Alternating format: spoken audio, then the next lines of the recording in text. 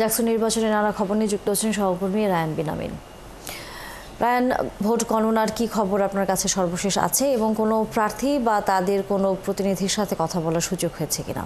Tania, vote গণনার সবশেষ যে তথ্য সেটা 17টি হলের ভোট গণনা শেষ হয়েছে কেন্দ্রীয়, আর গতকালকে তো হল সংসদের যে ভোট সেগুলো গণনা শেষ করে ফেলেছে।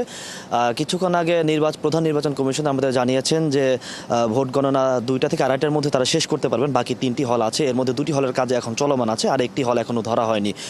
3টি টেবিল এখন ভোট গণনার কাজ চলছে। আর সন্ধ্যা 7টা থেকে 7:30 নাগাদ তারা আশা করছেন যে ফলাফল প্রকাশ করে দিতে পারবেন, অর্থাৎ নির্বাচনের 3য় দিনে এসে ফলাফল প্রকাশ করার একটা আশা দেখতে পাচ্ছি আমরা, বা পাওয়া যাচ্ছে এরকম একটা বিষয়। আর ভোট গণনা প্রায় শেষের দিকে। আর একটা তথ্য জানিয়ে রাখি, নির্বাচন উপলক্ষে কিন্তু গতকালকে থেকে বিশ্ববিদ্যালয়ের নিরাপত্তা যে ব্যবস্থা সেটি আরেকটু জোরদার করা হয়েছে। বিশেষ করে সেনাবাহিনী বিশ্ববিদ্যালয় প্রশাসন শুরু থেকে চেয়েছিল, কিন্তু সেটি পায়নি। পরবর্তী তারা বিজিবি সহায়তা পেয়েছে স্ট্রাইকিং ফোর্স হিসাবে। বিশ্ববিদ্যালয়ের যে প্রধান 3টি ফটক আছে, প্রধান ফটক সহ আরও 2টি ফটক, এই ফটকগুলোতে বিজিবির অবস্থান আমরা দেখতে পেয়েছি। আর প্রতিনিধি যদি যারা নির্বাচন প্রতিদ্বন্দ্বিতা করছেন তাদের এখানে মূলত এই ছাত্র শিবিরের যে প্যানেল আছে তারা সেই গণনার দিন শুরু থেকে এখানে অবস্থান করছেন। পাশাপাশি বাকশালের নেতাকর্মীরাও বেশ কয়েকজন আসছেন আবার চলে যাচ্ছেন, এরকমভাবে আছেন।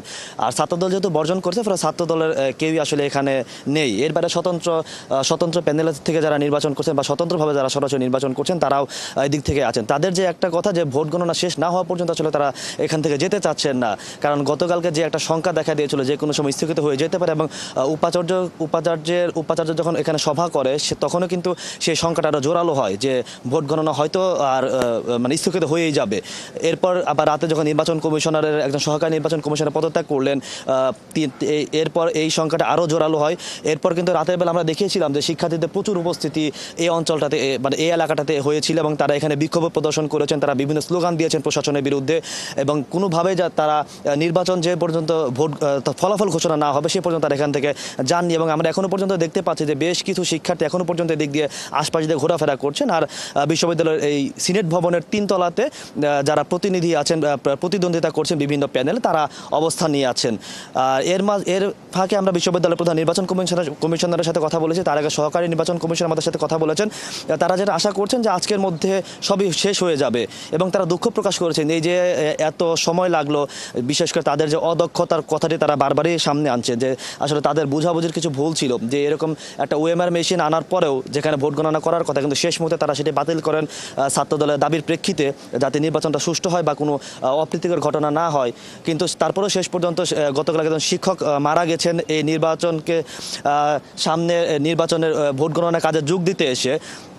তো এই বিষয়গুলো আসলে বিশ্ববিদ্যালয় শিক্ষার্থী যারা আছেন, বিশ্ববিদ্যালয়ের প্রতিনিধি যারা আছেন, তাদের কাছেও একটা নেগেটিভ ইম্প্যাক্ট ফেলেছে।